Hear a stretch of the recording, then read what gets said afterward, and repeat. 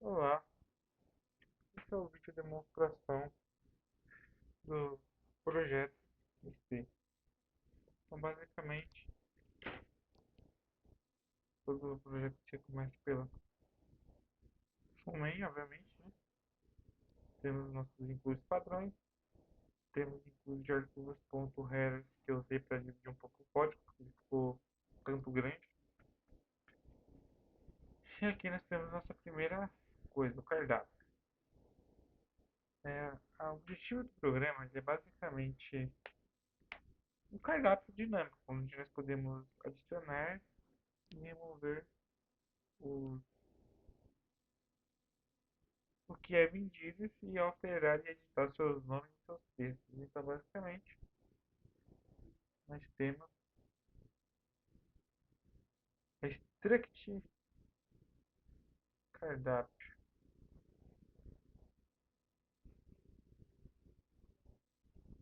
Struct Cardápio. Struct Cardápio. Basicamente, para representar o cardápio foi pensado um vetor. Porém, um vetor dinâmico.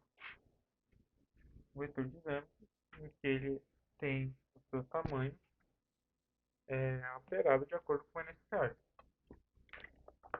Então, basicamente, nós temos dentro da struct cardápio o int de quantidade dos itens que tem dentro dele.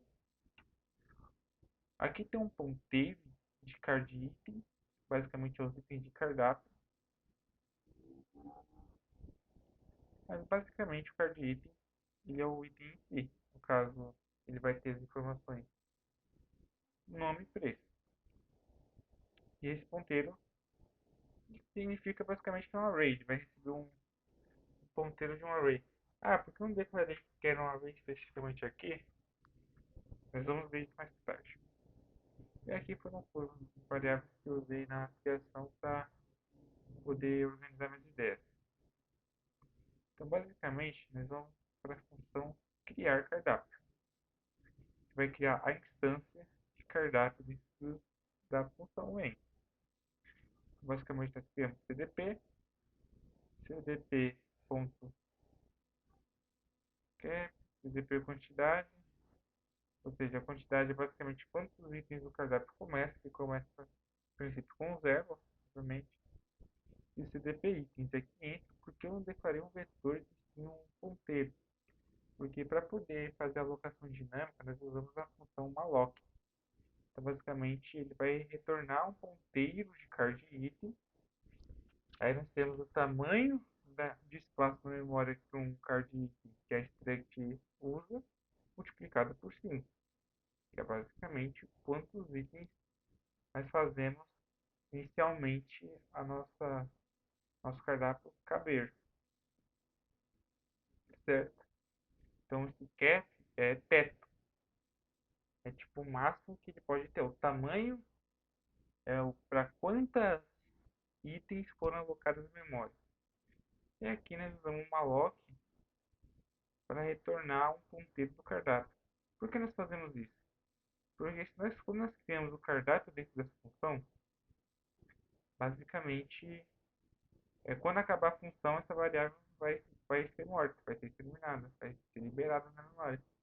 Então, uma das formas de fazer com que um certo algo na memória fica permanente no computador, ou que tem que ter uma certa restrição para ver se você não pega essa memória com doido, é o malloc. Então, quando distanciamos com o malloc, a menos que eu dê um comando específico para livrar essa memória, ele vai estar na memória até o fim de execução do programa. E aqui nós retornamos ponteiro. Só que nessa função, nós chamamos algo chamado ler cardápio. O que ler cardápio significa? Ler cardápio é basicamente nós estamos usando um arquivo texto para poder é, nós estamos usando um arquivo de texto para poder guardar as informações de forma permanente no computador. Então, o ler cardápio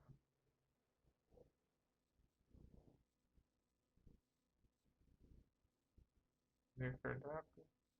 O ver cardápio, ele vai abrir um arquivo, no caso chama database.txt. Ele vai andar linha a linha fazendo as atribuições necessárias. Então, basicamente, a ideia do arquivo é basicamente nome 1, preço 1, nome 2, preço 2. Basicamente isso, ele vai pular uma linha e atribuir informação a 1.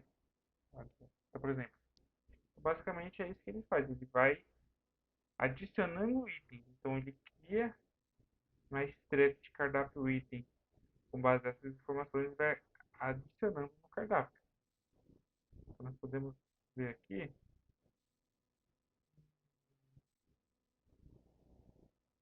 Então basicamente é isso. Não vou entrar em muitos detalhes para tentar deixar o vídeo mais breve. E aqui tem as questões do cardápio necessárias. Então, temos o salvar cardápio, que vai fazer o processo inverso, vai percorrer o array de itens do cardápio gravando no arquivo. Nós temos a função adicionar item, que ele vai receber a ponteira do cardápio e o item específico.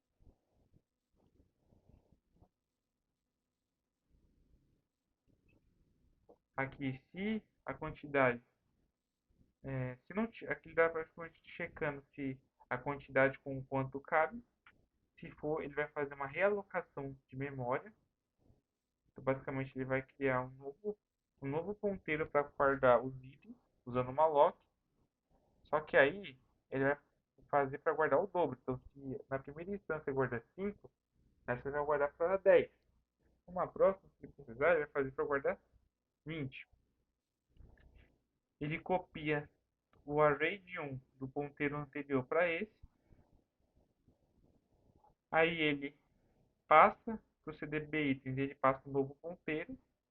E o ponteiro antigo ele dá free para poder liberar a memória. Para não poder ficar usando uma lock. Uma lock ele fica na memória permanentemente. Se você não usar free, quando você lida com uma lock, você começa a pôr muita coisa na memória que não vai acabar. Você tem aqui ele aumenta a quantidade de itens, então agora tem um item a mais. É basicamente isso. Aí você vai ter o de remover item. Basicamente é só remover, só que você tem que pensar que, por exemplo, tem um espaço. Quando você remove um item, você tem que trazer todos para trás para manter a ordem. Então é basicamente isso que esse for faz. Listar cardápio, ele vai correr a lista aplicando uma função split item, que basicamente printa no console os itens.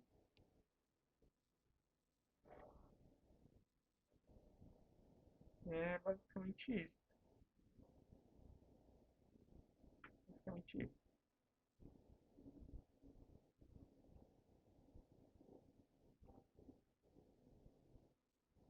Então vamos voltar aqui. Ele cria o cardápio. Dentro da função criar cardápio está a função que vai ler o arquivo de texto para atualizar, para trazer no programa o que está no arquivo. E aqui funciona uma mini engine de tela. Ou seja, basicamente, usando a biblioteca, principalmente a Windows.h, nós conseguimos criar telas. Então é basicamente isso. Nós temos uma tela de listagem, que é normal, é um array tridimensional, e que a ideia dele é guardar as coisas assim, guardar as coisas tipo, aí dá um espaço, aqui tem toda a lógica. Eu usei de ponto de partida um projeto mais simples, só de exemplo em outro cara, eu fui modificando em cima. Basicamente, a lista.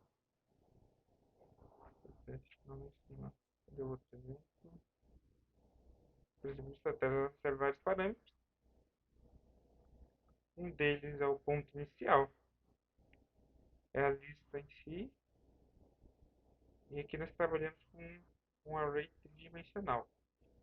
O ponto inicial, ele basicamente fala qual dos pontos vai ser, tipo, a partir de qual ponto vai ser considerada uma ação. Se o ponto inicial for zero,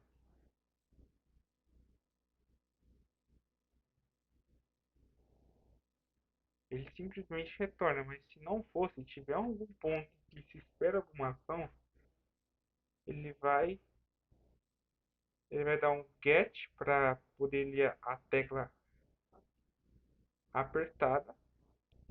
E se o text for o S, ele vai sair. Se for um enter, ele vai entrar.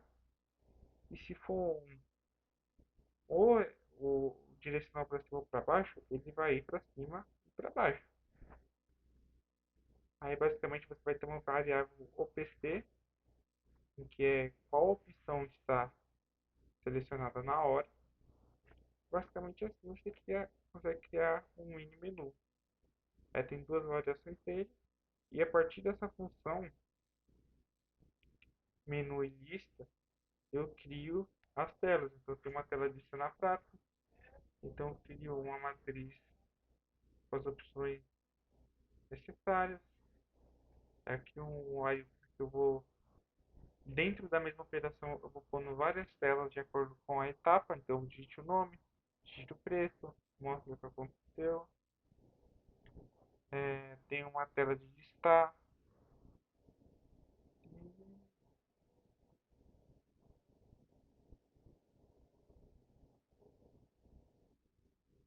Então, é basicamente isso. Tela de home, bem-vindo.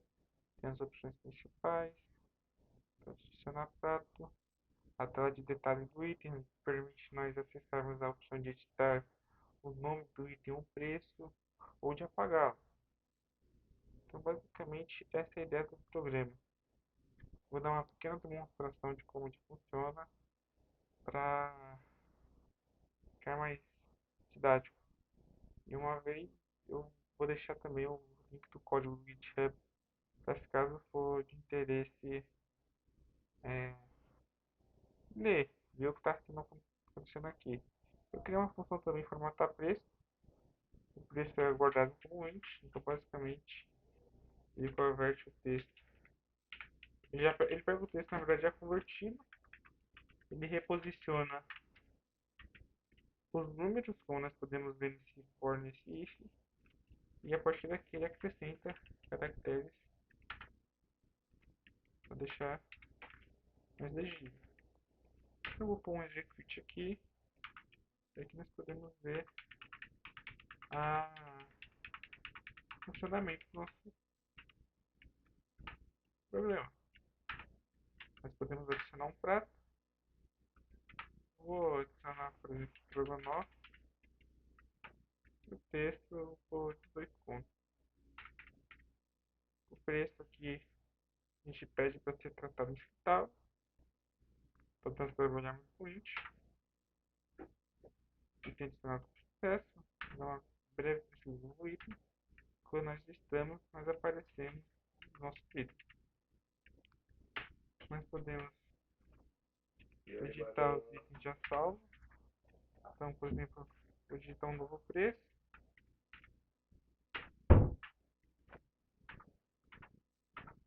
E quando nós voltamos para adicionado, também podemos editar o nome.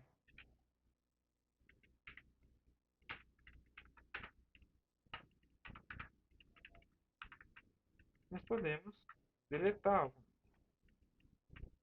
Ou seja, basicamente essa é a ideia do nosso programa. Espero que tenham gostado. E é isso.